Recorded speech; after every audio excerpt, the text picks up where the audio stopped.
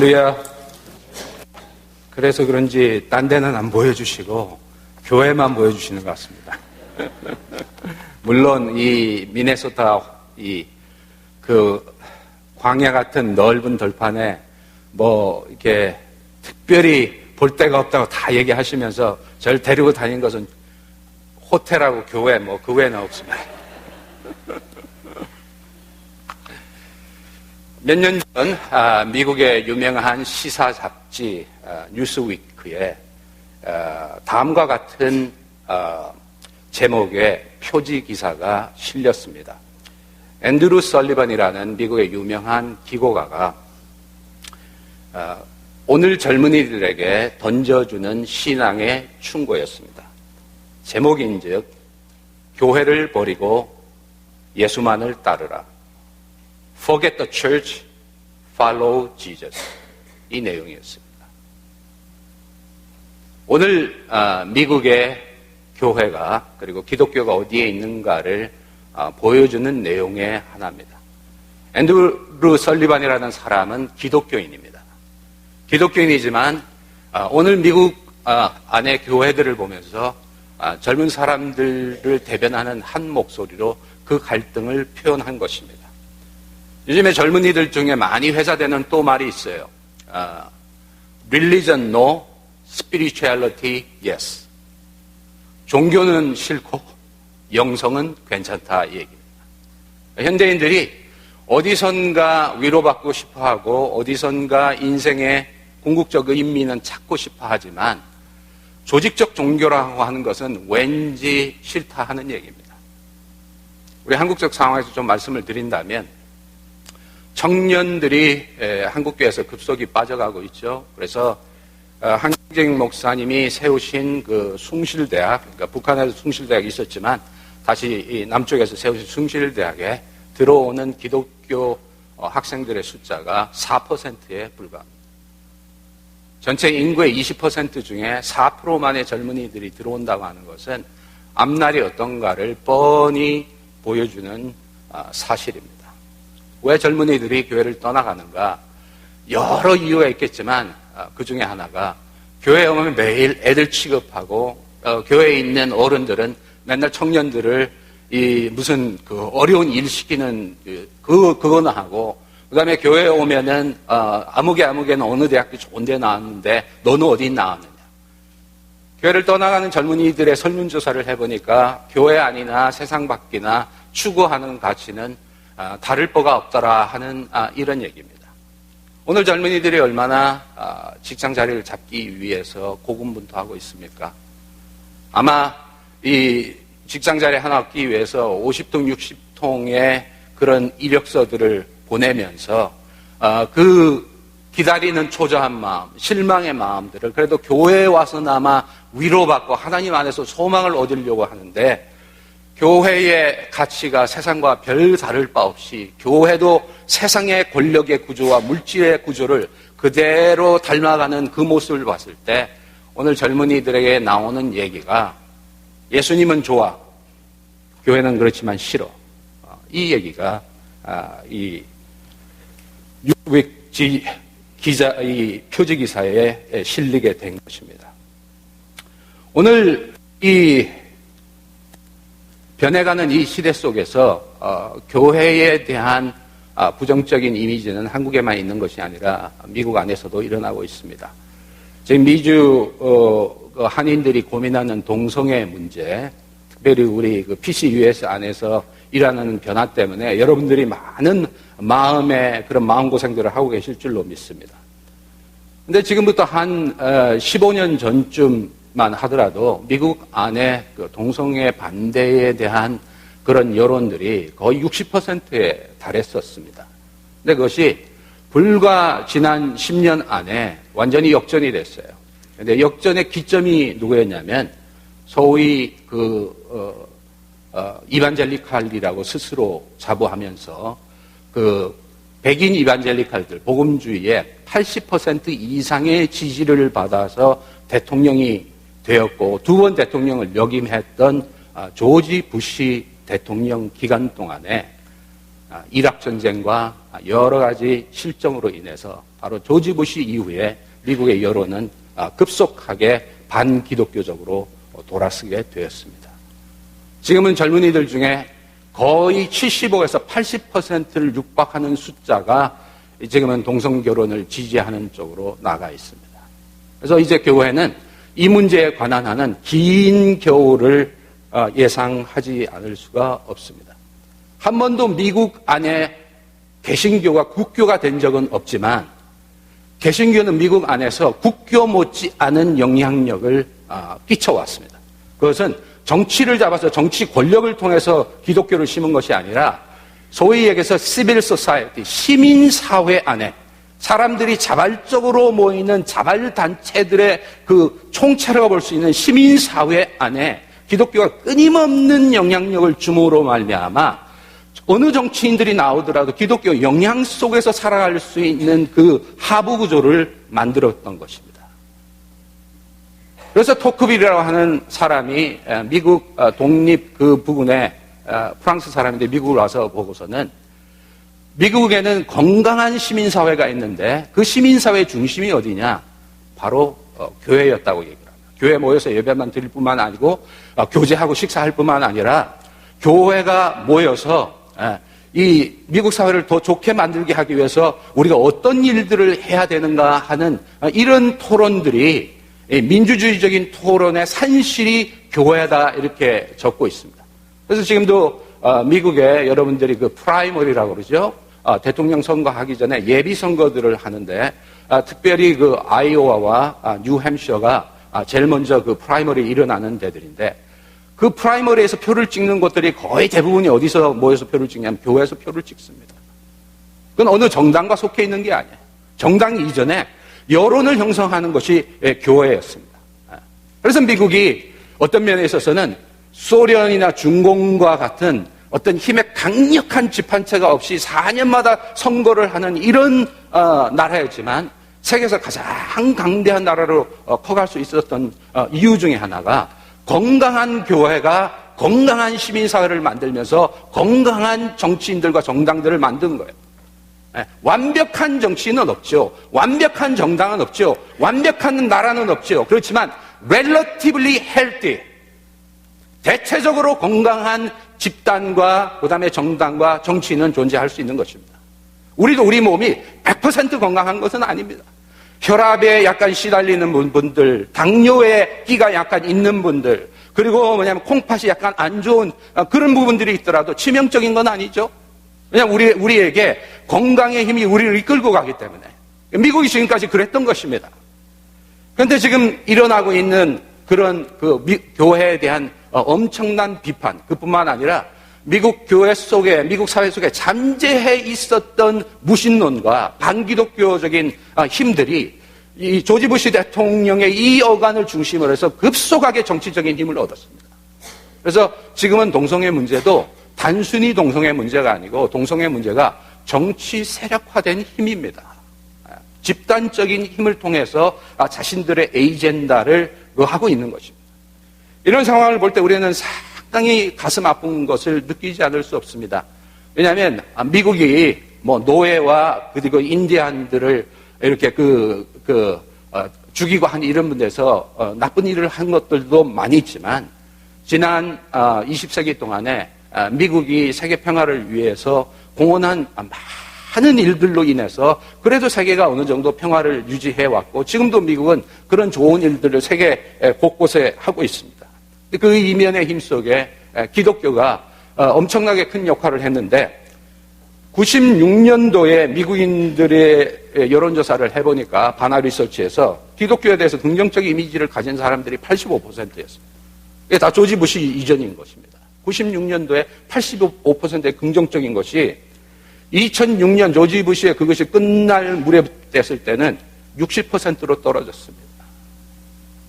젊은이들 안에 지금 기독교에 대한 이미지는 거의 60% 이상이 부정적인 이미지들입니다. 이것은 하나님이 잘못된 것도 아니고 예수님이 잘못된 것도 아닙니다.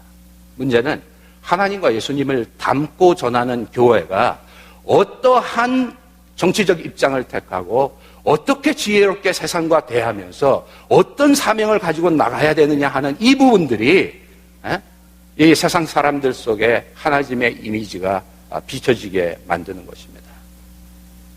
말씀을 드리면 보이지 않은 하나님이 세상에 욕을 먹는 것도 하나님을 믿는 사람들의 모습을 통해서 보는 것이고, 하나님이 영광 받으시는 것도 하나님의 사람들을 통해서, 하나님이 지으신 피조물들을 통해서 하나님이 영광 받으시는 줄로 믿습니다.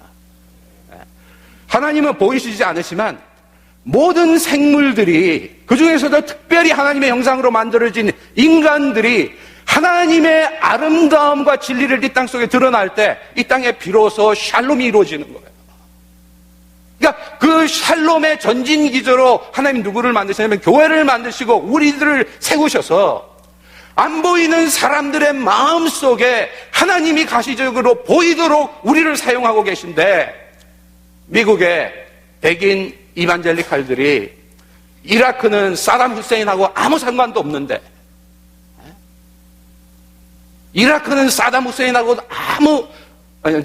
사담 후세인은 오사마 빈 라덴하고 아무 상관이 없는데, 사담 후세인은 오사마 빈 라덴하고 아무 상관이 없는데, 개인적인 욕망의 추구를 위해서 이라크를 침공하고, 이라크 전쟁은 지금도 끝났다고 선포했지만 끝나지 않은, 아시는 것처럼 아이시스라든지 아이슬이라고 하는 극단의 이슬람주의자들이 이 200만 불, 500만 불, 몇백만 불씩을 요구하면서 사람의 목을 자르는 일들 해서 이라크는 지금 어디로 할지 알지 못하는 사람들, 이거에 대한 분노가 교회에 대한 분노로 표시한 겁니다. 오늘 복잡해져가는 세상 속에 우리의 종교적인 의사를 표현함에 있어서 명확하게 세상을 알지 못하고 함부로 하나님의 이름과 그리스도의 이름을 들어서 자기의 정리되지 않은 신학적 입장들을 표현하는 것이 때로는 생각지 못했던 이 복음에 대한 방해와 이런 장애들을 가져옵니다. 이락 전쟁 때문에 한국에 여러분 아는 샘물교회 선교단들이 이락에 선교 갔다가 선교사 중에 한 명이 목이 잘리는 그 일이 일어났죠. 이라크와 시리아에 들어가 있는 수많은 선교사들과 거기에 예수님 당시부터 있었던 그 아람어를 쓰는 기독교인들이 뭐냐면 산산조각 흩어져 나가고 있습니다. 그래서 오늘 이 시대는 교회가 무엇인가 하는 이 근본적인 질문을 이 변화가는 시대 속에서 던질 수밖에 없어요. 물론 그 기독교가 힘을 놓고 영향력을 미칠 때도 교회가 무엇이냐 하는 이 질문을 던져야 되지만, 더 중요한 거는 교회가 영향력을 지금 잃으면서 지금 암울한 겨울의 시기, 말씀드린다면 이제 엑사일이라고 그러죠. 이 바벨론 포스기로 들어가는 이 시대에 있어서 교회가 다시 한번 실패를 꼼꼼하게 살피면서 우리가 무엇이 잘못돼서 이렇게 됐는가, 여기서 어떻게 다시 한번 일어날 수 있는가, 이것을 생각해야 될 때입니다. 그냥 해오던 습성대로 모이면 교회당 짓고 헌금 내서 선교사 보내고 이와 같은, 죄송합니다, 두 자리 숫자의 사고 가지고는 복합한 세상을 이길 수 없어요. 어제 제가 말씀드린 것처럼 세상은 변해가고 세상의 경쟁력들은 사람들로 하여금 끊임없이 살아남기 위해서 탐구하고 있는데, 교회는 30년 전의 패러다임 그대로 세상이 어떻게 돌아가는지 연구도 하지 않고 생각도 하지 않고 사람들의 어떤 마음이 어떤지도 생각하지 않으면서 그저 어떤 경우에는 목사 한 사람의 카리스마적인 욕망만 쫓아갔고 시대의 변화와 상관없는 목사와 장로님들의 어떤 갖고 있는 이데올로기와 해제반을 따라가다가 오늘 한국교회는 컸지만 대통령이 2명이나 나오고 강남 지역에 대다수가 기독교인이고 교수들과 국회의원에 많은 숫자가 개신교인이지만 한국의 기독교인들은 쉽게 얘기하면 사회 속에서 아직도 교회 다니십니까? 이 질문을 들어야 되는 이런 위치에 떨어진 것입니다. 그래서 오늘 저는 여러분들과 함께 교회가 무엇인가, 교회가 누구를 위해 존재하는 것인가, 교회는 지금 많은 한국에 있는 교회들이 세우는 것 같은 건물과 조직체인가, 어떤 면은 목사님은 제일 위고 그 밑에 장로님이고 그 위에 밑에 안수 집사님이고 그 밑에 뭐 권사님이 이런 조직체인가, 아니면 교회는 살아있는 유기체인가, 교회는 고착된 질서인가, 아니면 흐름과 운동인가. 성경에는 교회에 대한 여러 메타포가 나옵니다. 상징어들이 나옵니다. 우리가 잘 아는 교회는 그리스도의 몸이죠. 교회는 방주와 같은 곳이죠. 성령의 전이죠. 하나님의 편지죠. 그리스도의 향기죠. 하나님의 백성이죠. 그래서 한 10몇 가지의 그런 메타포가 나오는데, 저는 오늘 우리가 읽은 에스겔서 47장에 나오는 이 강물의 비전, 말씀드리자면 교회는 강물이다, 교회는 생명을 주는 강물이라 하는 이 비전이 오늘 우리 시대에 살아가는 신앙생활을 하는 기독교인들의 이 교회의 본질과 사명을 가장 잘 드러내준다 생각을 합니다. 그 이유 중에 하나는 이 에스겔서 47장 자체가 바로 바벨론으로 끌려가 있는 하나님의 백성들, 하나님의 교회에게 주신 말씀이에요. 이스라엘 백성들을 한번 상상해 보세요. 바벨론에 끌려갈 걸 생각을 했겠습니까? 누가 땅을 주셨어요? 가나안 땅을. 하나님이 아브라함을 통해서, 그것도 약속해서 정말 이삭을 번제로 바치는 것 같은 그 많은 시련과 믿음의 연난들을 통해서 하나님이 그걸 통해서 주신 땅인데 감히 뺏길 거라고 생각 안 했죠. 누가 성전을 졌습니까? 솔로몬이 졌지 않습니까? 짓고 솔로몬이 어떤 번제를 드렸어요? 1,000번제를 드렸어요. 1,000번제를. 우리가 믿음이 있다고 하더라도 그 이스라엘 백성들의 믿음의 조상인 아브라함과 이 믿음들 우리가 쉽게 못 따라가죠. 우리 한국 사람들도 새벽 기도하고 철야하고 참 믿음이 깊은 사람들이지만 100세에 난 아들을 정말 하나님 앞에 번제로 드리라면 드릴 정도의 마음으로 한 그 헌신들이 숨어있는 바탕, 1,000번제를 드리면서 하나님이 이전에서 우리가 부르짖으면 우리 기도를 들어주십시오 해서 세운 그 성전, 감히 이스라엘 백성들이 이 땅에 누가 우리를 건들겠는가?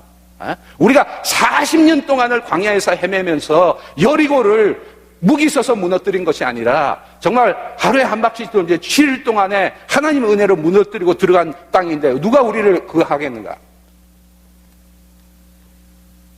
그 모든 땅들과 성전이 무너지면서 바벨론에 끌려갈 거는 꿈에도 생각 안 했죠. 끌려갔을 때 마음이 어떻겠습니까?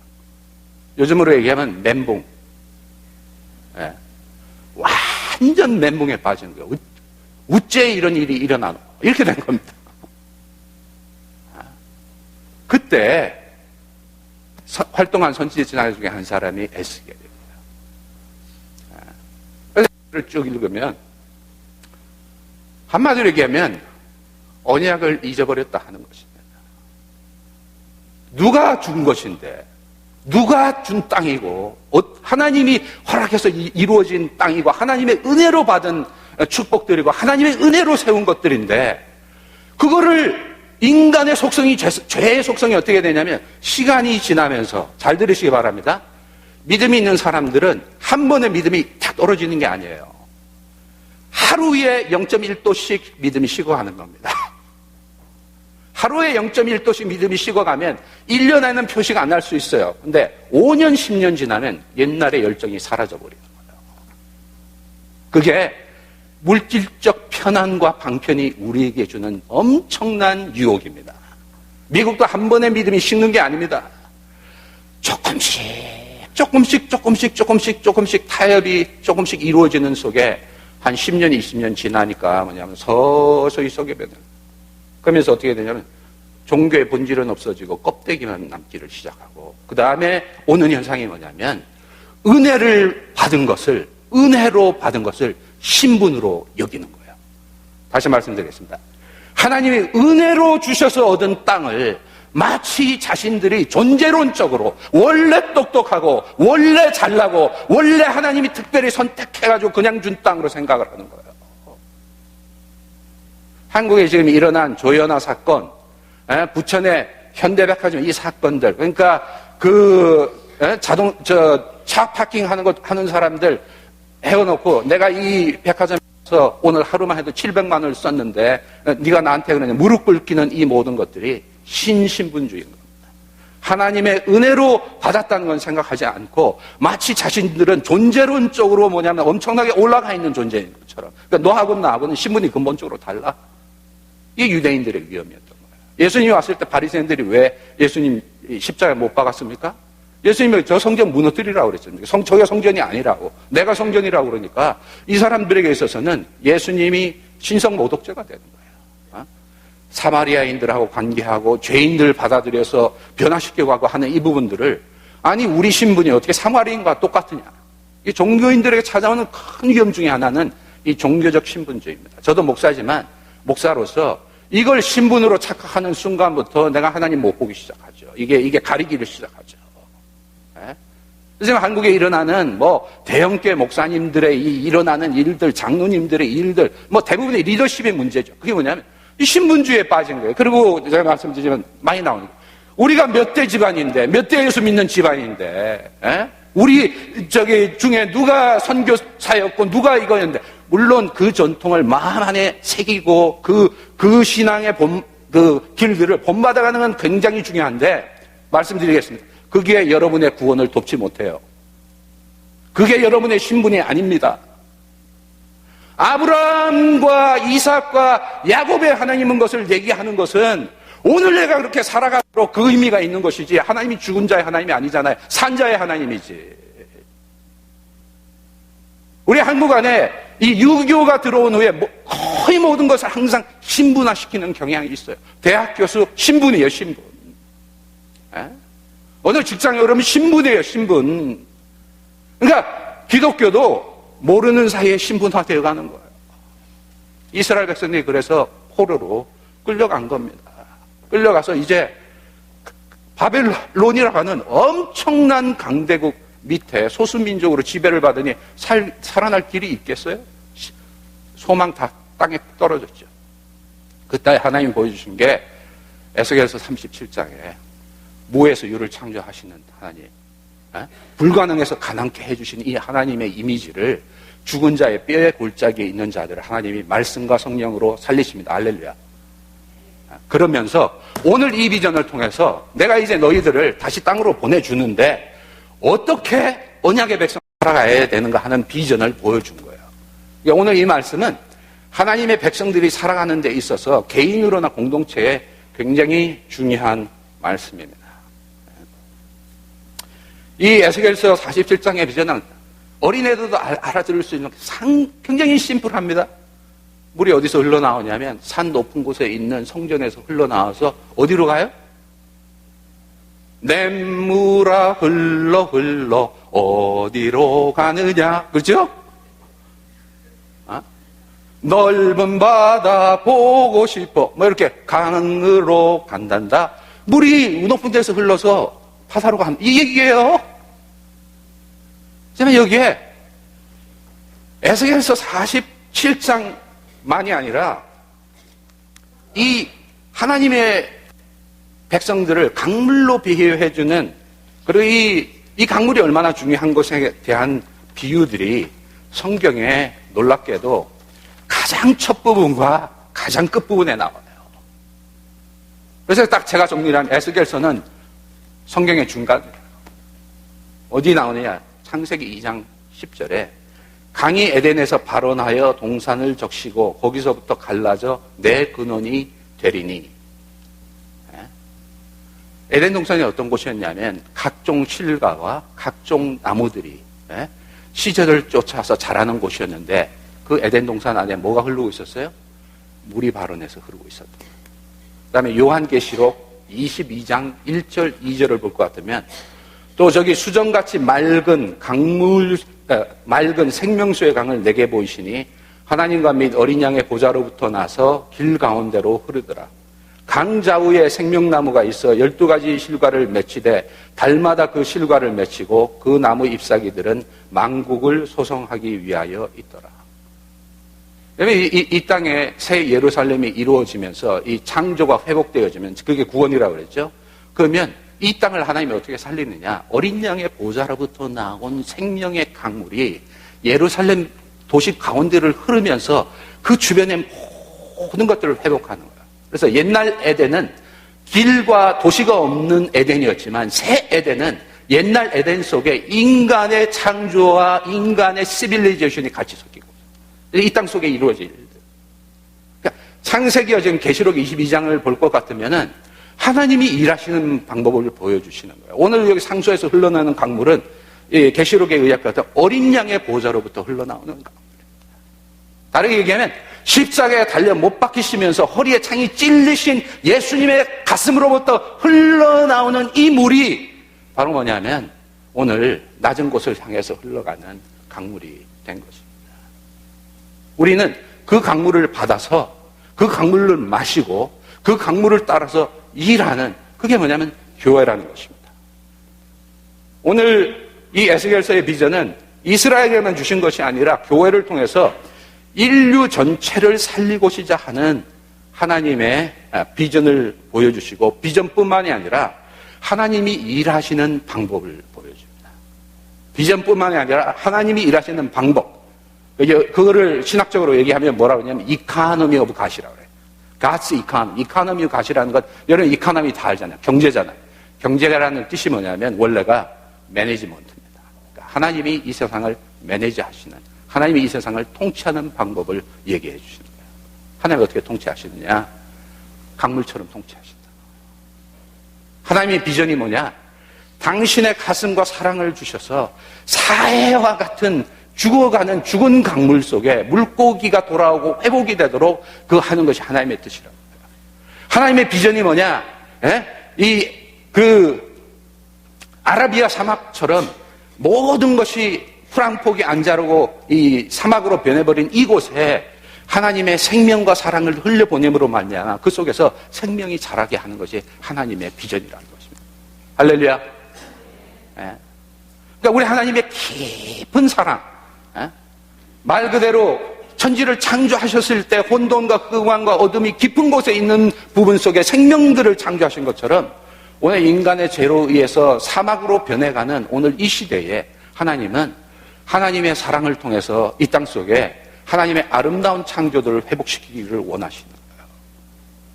그 일을 어떻게 해나가시느냐? 조지 부시처럼 이렇게 조지고 부시고 하는 게 아니라 거룩한 설교 시간에 이 말을 해서 미안합니다. 안 하고 가면 내가 후회할 것 같아서. 조지 부시처럼 그렇게 하는 것이 아니라, 힘으로 하는 것 아니라 하나님의 힘으로 하세요. 가장 큰 힘이 뭐냐면 사실은 이렇게 겁주는 힘이 아닙니다. 속에서부터 변화시키는 힘입니다. 그래서 여러분 이슬람을 놓고 그렇게 겁내실 필요 없어요. 폭력으로 해서 뭐 사람 목 자르고 안 믿으면 어떡한다고 그거 겁낼 필요 없습니다. 이 세상에 제일 큰 강대한 제국을 만들었던 게 뭐냐면 징기스칸이에요. 징기스칸이 알렉산더 나폴레옹보다 더 큰 제국을 이뤘는데 지금 징기스칸이 어디가 있어요? 다 한 나라에 이렇게 흡수돼 버렸죠. 겁낼 필요 없습니다. 이슬람이 뭐가 한다 겁낼 필요 없어요. 그거 놓고 비교하는 것보다 우리 하나님의 본질을 찾으면 해결이 되는 문제입니다. 왜 메시아가 왕으로 나오지 않고 이 세상에 백말탄 군주로 안 나타나고 나사렛의 목수로서, 그것도 뭐냐면 하나님의 12영을 통해서 다 그거 할 수 있지만 베드로가 칼 뽑아서 하려고 그럴 때 내버려 두라고 하면서 스스로 십자가에 달려 죽도록 그렇게 스스로가 그걸 택하셨겠어요. 그게 하나님의 힘입니다. 힘이 워낙 세기 때문에 인간적 힘을 포기하더라도 이루시는 분이 하나님이에요. 할렐루야. 그리고 계시록을 보면 그래서 하나님의 이미지가 두 군데로 나와요. 하나는 뭐냐면 하나님은 사자와 같은 이렇게 용맹스러운 그 이미지만, 또 하나 뭐냐면 하나님은 어린 양이에요. 그 이미지가 같은 이미지. 하나님은 사자와 같은 힘을 뭐와 같이 표현하냐면 어린 양처럼 표현을 하고, 오늘 하나님이 이 엄청난 하나님의 힘을 뭘로 표현하냐면 물로 표현하는 거예요.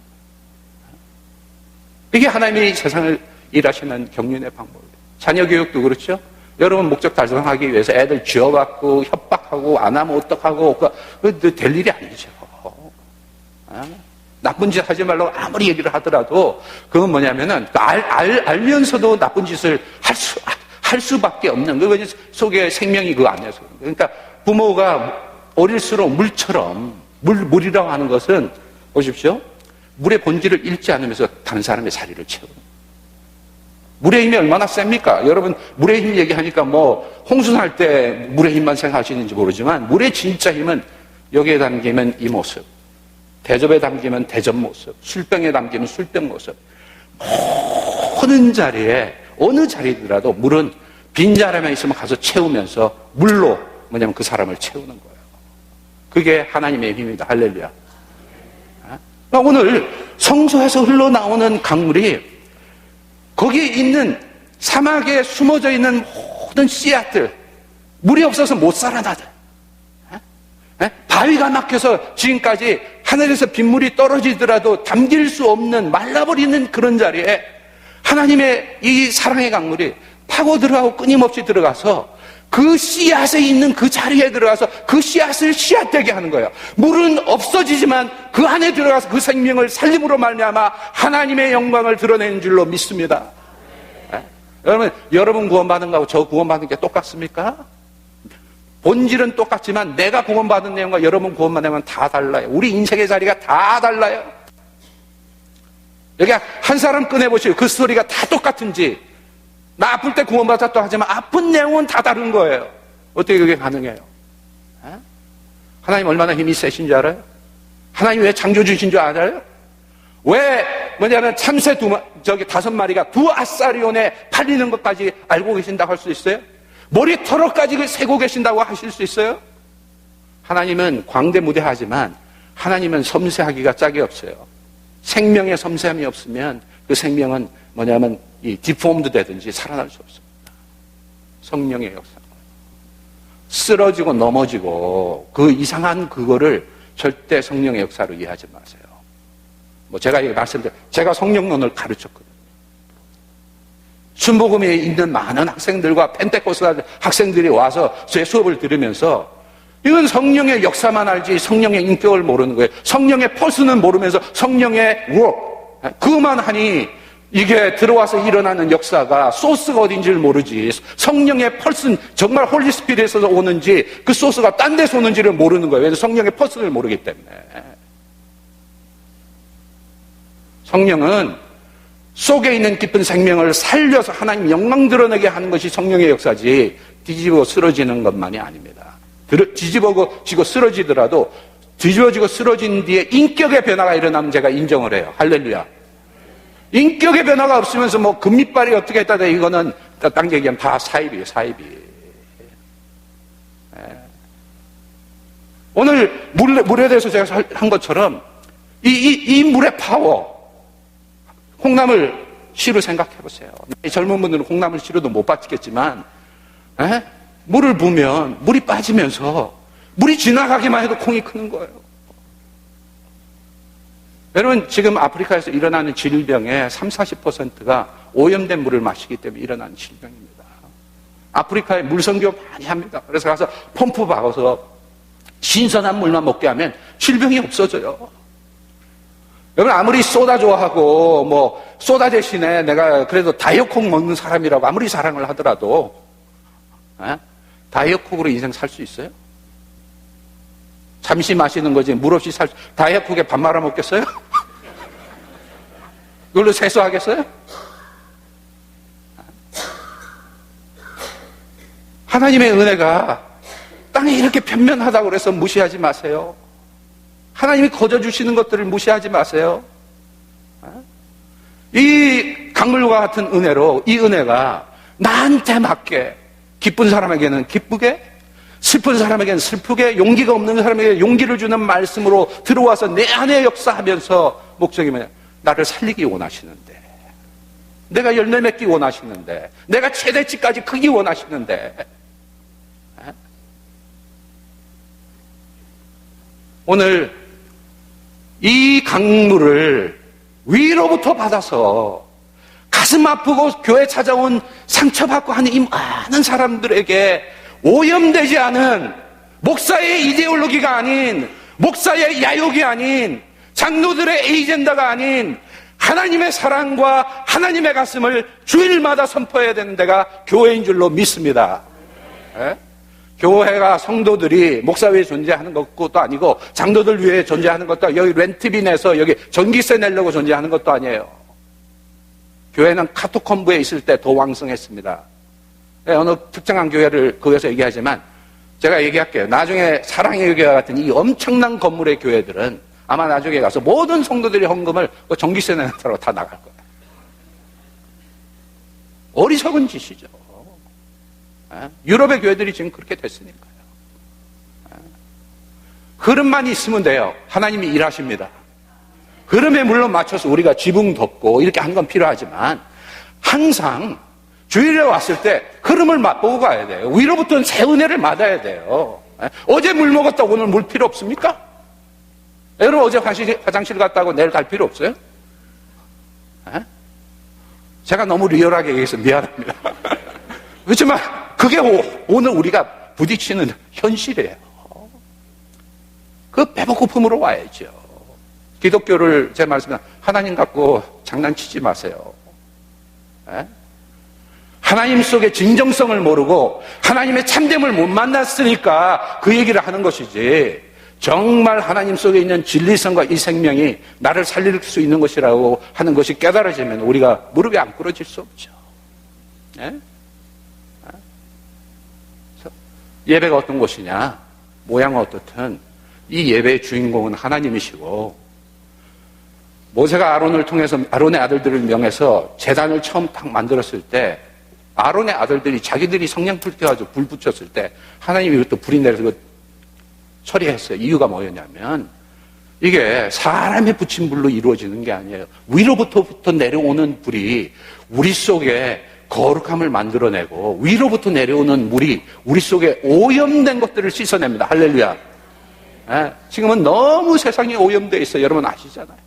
귀가 오염되어 있어요. 여러분 보는 것들 중에 지혜롭게 골라서 보는 분들도 있지만 내가 안 보고 싶어도 계속 또 어떤 것들은 얼마나 지금 세상이 이 여러분들의 주머니를 빼가잖아요. 그 빼가는 게 여러분이 그것도 돈을 안 냈더라도 시청률이라는 거, 클릭수라는 거, 이게 다 돈이잖아요.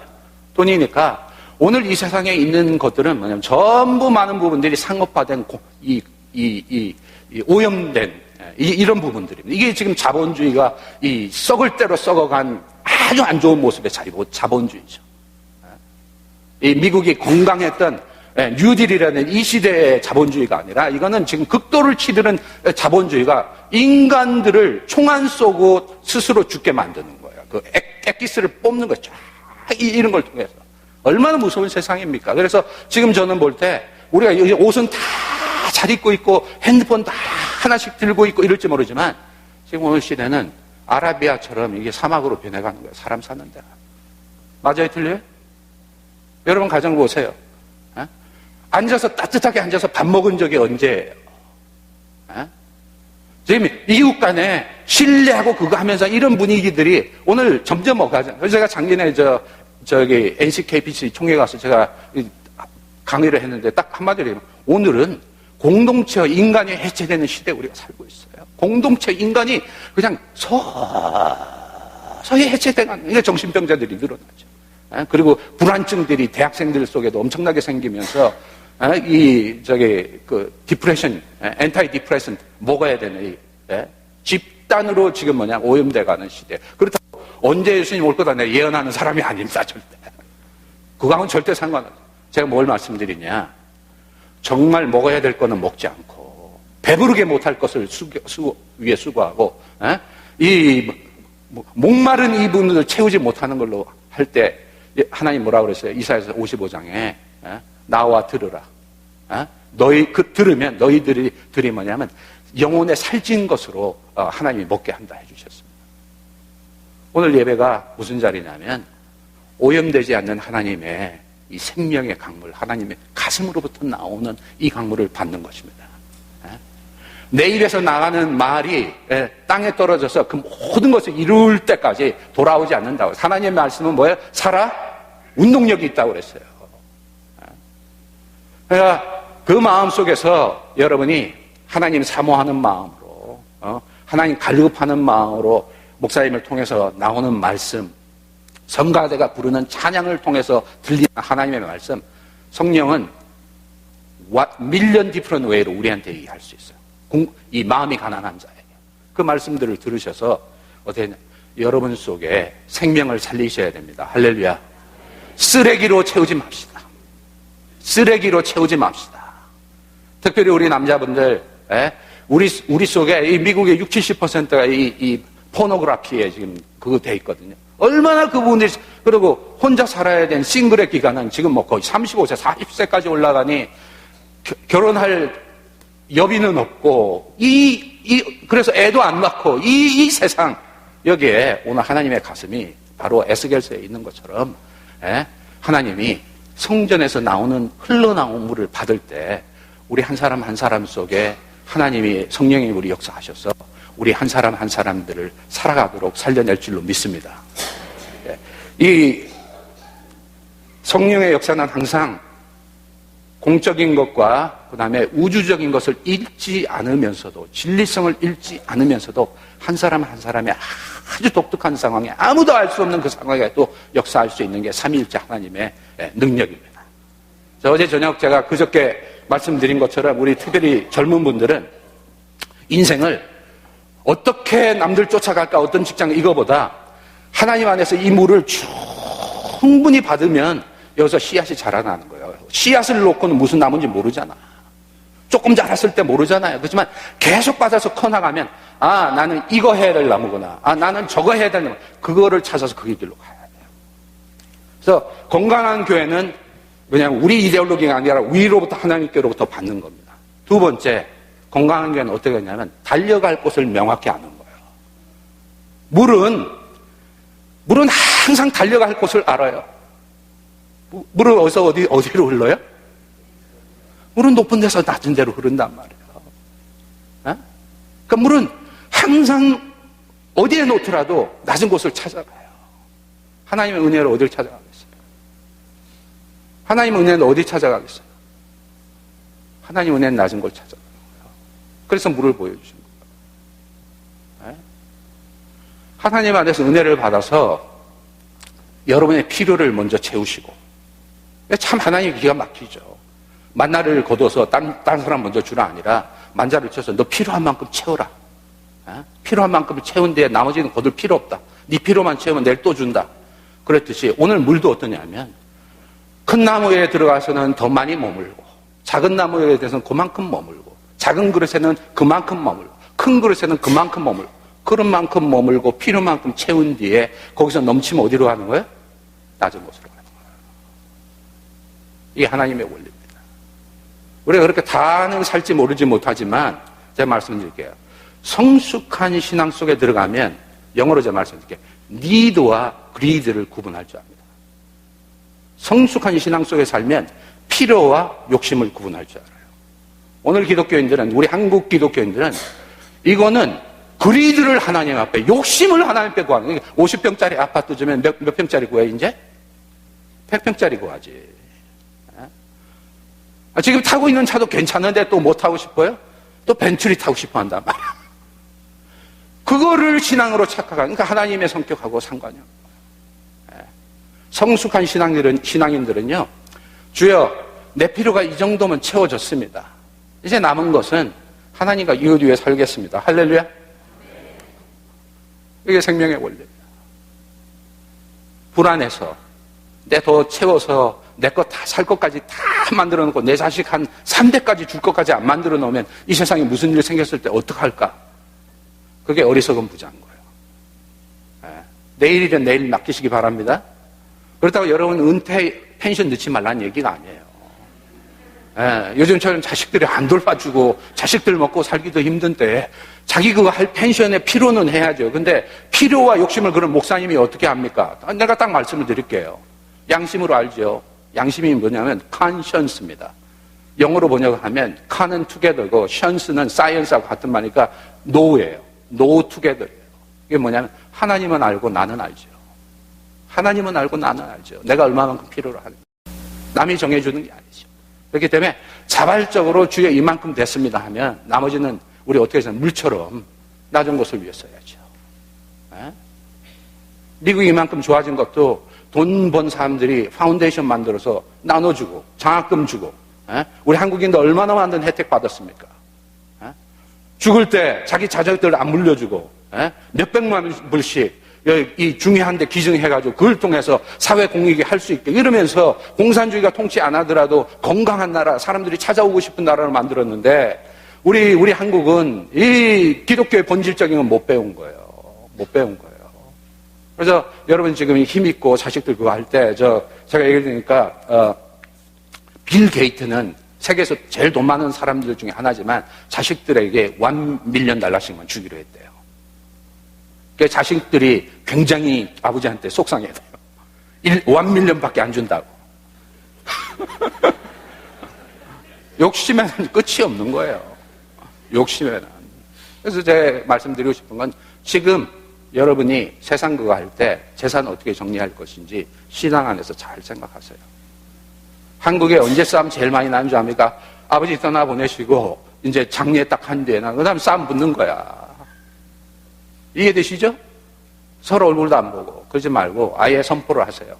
너는 이제부터 내가 너한테 준 건 대학교까지 졸업시키고 너한테 신앙 물려준 거다. 나머지는 이제는 뭐냐면 네가 알아서 살아야 된다.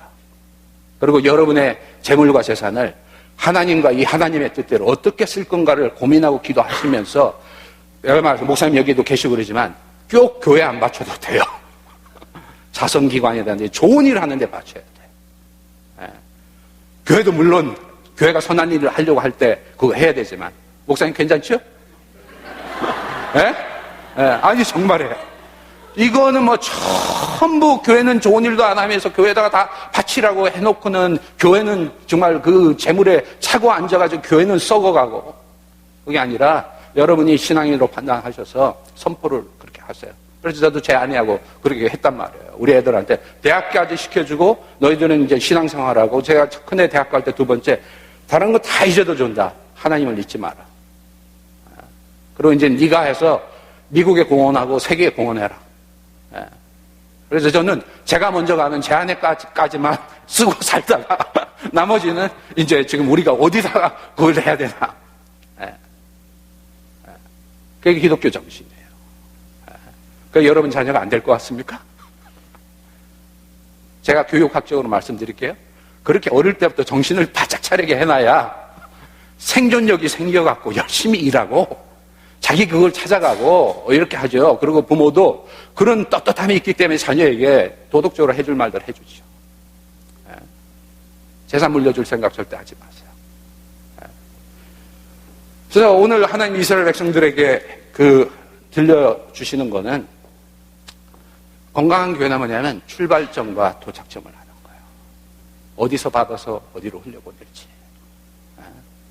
우리는 이 흐름 속에 사는 겁니다. 그래서 적을 때는 적은 만큼 필요를 채우고, 사업을 하는 분들은 필요가 많겠죠.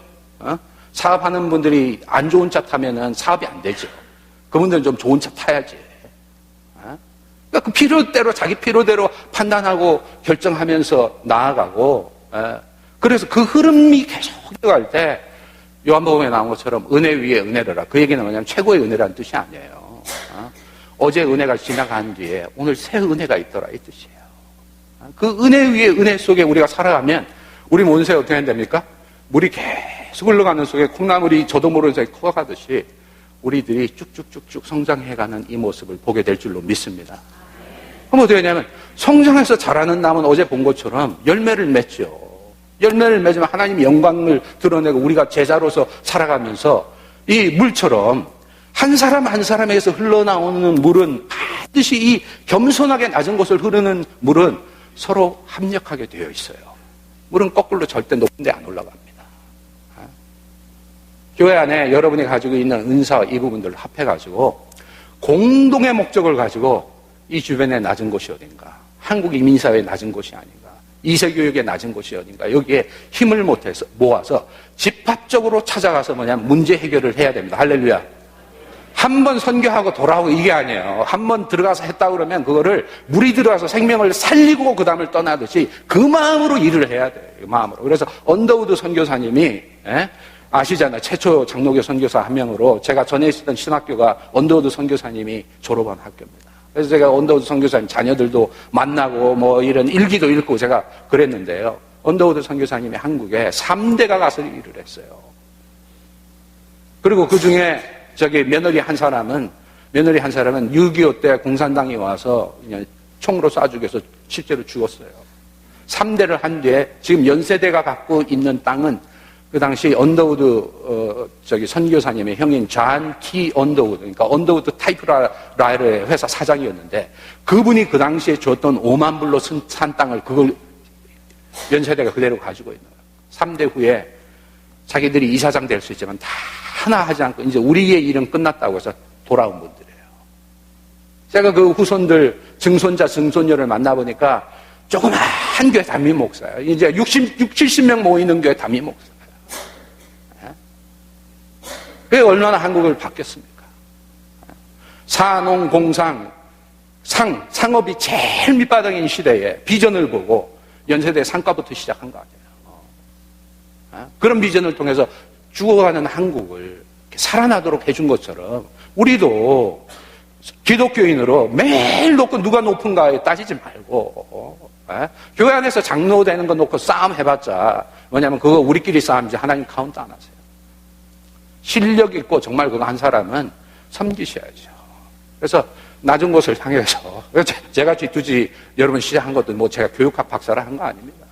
어제 목사님 얘기하신 것처럼 아니 프린스턴 신학교 때 2세 교육 얘기하고 정체성 얘기했는데 내가 15년이 지인데 우리 애들 키우면서 어떻게 됐나 하고서 우리 애들 위해서 리서치를 하니까 하나도 안 돼 있는 거예요. 그 얘기 그대로 하고 있더라고요. 그래서 내가 얼마나 할 수 있을지 없을지 모르지만 제 아내하고 우리 할 만큼은 해보자. 안 되더라도 소리는 지르고 뭐 시도는 해보고 끝내자. 그래서 시작을 한 겁니다. 그래서 저는 G2G가 잘해서 그거 하면 그 다음에 또 딴 거 할 거 있으면 거기 또 우리가 또 해야죠. 못하면 내 후손이 하는 거고. 하나님의 방법은 어디까지 가는 거냐. 이 세상에 제일 낮은 곳에 가서 생명을 포기한 자리, 사람들이 다 포기한 그 자리에 뭐냐면 예수님의 피와 가슴이 가서 거기까지 살리셔서 이 창조를 회복하는 게 하나님의 계획입니다. 하나님은 생명을 절대 포기하지 않습니다. 할렐루야. 하나님의 눈에는 포기된 생명이 없습니다. 이 우주가 아무리 더럽고 이 땅이 그렇더라도 하나님이 언약 속에 세우신 이 창조물과 피조물이기 때문에 하나님은 기어코 회복시키십니다. 그래서 저는 세상이 어려워지고 뭐 이게 말세가 어떠하든 상관없어요. 다 공중으로 들림받은 사람들이 올라간 뒤에는 또 내려오게 돼 있거든요. 그 다음에 어디서 올라갔냐면 이렇게 또 맷돌 돌리다가 밭에서 일하다가 들림받았지 기도원에서 기도하다가 들림받은 사람 없어요. 다 자기 일에 성실하게 일하는 속에 가는 거죠. 말씀을 이제 정리하겠습니다. 여러분, 황하 문명은 황하강을 중심으로, 이집트 문명은 나일강을 중심으로, 인도 문명은 겐지스강, 인더스강을 중심으로, 그 다음에 한강의 서울의 기적은, 대한민국의 기적은 한강을 중심으로, 뉴욕이라는 시는 허슨을 중심으로, 여러분 세인폴과 미니애폴리스는 뭐냐면 미시시피 강을 중심으로 생겨났습니다. 우리 이 속에 살면서 미시시피 강의 고마움이라는 건 별로 생각 안 하죠. 당연히 그렇게 여기죠. 그렇지만 미시시피 강이 끊어지고 말라졌다고 생각을 해보세요. 이 도시는 죽어갈 수밖에 없습니다. 제가 LA에 가 있는 2011년에 갔는데요. 제가 가서부터 3년 동안 비가 하나도 안 왔어요. 금년에 조금 왔습니다. LA 날씨가 아무리 좋더라도 3년 동안 비가 딱 안 오니까 솔직히 해서 겁먹기 시작하더라고요. 왜냐하면 캘리포니아 중부 지역에 50만 불, 60만 불씩 주고 집을 샀는데 물이 다 말라버리니까 어떻게 먹고 사느냐. 샤워도 못하고 설거지도 못하고 바깥에서 소방수 차가 와가지고 물 주는 걸로 그것만 마시고 사니까 집값은 전부 다 바닥을 쳐. 누가 거기 들어 살겠어요. 물이 없는 데. LA는 강이 없습니다. 콜롬비아 강, 콜로라도 강을 끌어다 쓰는데 콜로라도 강이 내려가고 그거 하는 순간 LA는 바닷물을 물로 변화시키지 않는 순간 아무리 화려한 것이 있더라도 라스베가스도 마찬가지 그렇게 됩니다. 교회는 뭐냐면 아까 제가 토크빌 얘기한 것처럼 안 보이지만 시민사회를 형성하면서 문명을 살리는 강물입니다. 교회가 살면 사회가 살게 되어 있어요. 그래서 교회는 어떤 것이냐면 남이 알아주든 안 알아주든 본질 속에서 성도들이 이 물을 안고 가정으로 찾아가고 직장으로 찾아가면서 직장을 하루아침에 바꾸려고 하지 마세요. 계속 받은 물을 계속 그 직장에 흘려냈어요. 그래서 언젠가 그 안에 생명의 변화들이 일어날 줄로 믿습니다. 그게 성경입니다. 오늘 하나님이 보여주시는 비전이 바로 이스라엘 백성들에게 얘기해요. 너희는 세상을 살리는 강물이다. 강물처럼 살아라. 나의 사랑으로부터 받은 때묻지 않은, 오염되지 않은 그 생수를 날마다 받아서 네 목을 채우고 네 갈증을 채우고 네 피로를 채운 뒤에 네 채운 것에 남은 부분들은 내가 주는 만큼 흘려보내라. 그러면 어떻게 우리 인생이 어떻게 되냐면요, 처음에는 우리 인생이 발목에 오는 것 같고, 그 다음에 우리가 무릎에 오는 것 같고, 그 다음에 허리에 오는 것 같지만, 우리 인생이 그 하나님의 흐름 속에서 하나님과 튜닝을 맞추면서 주시는 대로 받아서 은혜의 무게의 중력대로, 물의 중력이 높은 데서 낮은 데로 가듯이 은혜의 중력이 우리 가슴을 치는 대로 거기에 순종하면서 살아갈 때 우리의 인생은 커가기 시작하면서 사람이 컨트롤을 할 수 없는 멋진 대화를 이루면서 여러분의 후손과 우리 주변 속에 아름다운 생명의 강물을 선사하는 여러분의 인생과 교회가 될 줄로 믿습니다. 오늘 이 소망과 희망 속에서 21세기를 살려가는 우리 미네소타 한인 장로교회가 되기를 주의 이름으로 축원합니다. 우리 기도하겠습니다. 사랑의 아버지, 존귀와 영광을 주 앞에 돌립니다. 정말 무소부재하시고 전지전능하신 힘을 가지고 계시지만 정말 세미한 물처럼 세미한 음성으로 우리 한 사람 한 사람을 초대하시며 하나님의 사랑으로 인내를 통하여 우리를 하나님 가슴에 끌어가시는 하나님의 사랑의 존귀와 영광을 돌립니다. 이제 그 사랑받은 우리들, 정말 사랑 속에서 자라며 성숙하는 우리들 되게 도와주옵소서. 복음의 본질을 바로 이해하게 하시고 기독교인의 정체성을 바로 이해하게 도와주셔서 한없이 아버지로부터 받고 한없이 세상에 흘려보낼 수 있는 큰 강물들 한 사람 한 사람 되고 이 교회 되도록 축복하여 주옵소서. 예수님의 이름으로 기도하옵나이다.